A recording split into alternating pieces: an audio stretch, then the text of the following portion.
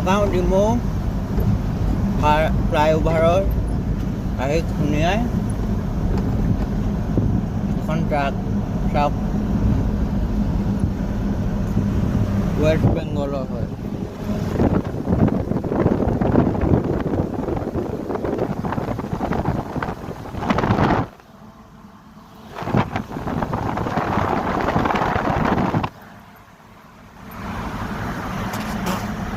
ডিভাইডাৰত খুন্দিয়াই পূৰা পাল্টি হৈ আছে।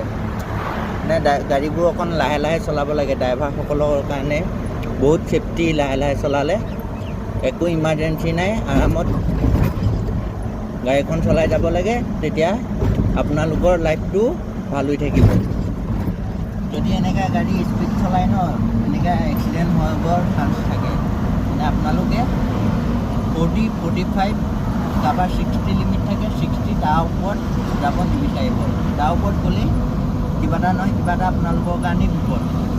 সেইকাৰণে সদায় ছেফটি গাড়ী চলাওক। লাভ নাই আৰু হওক। ধন্যবাদ।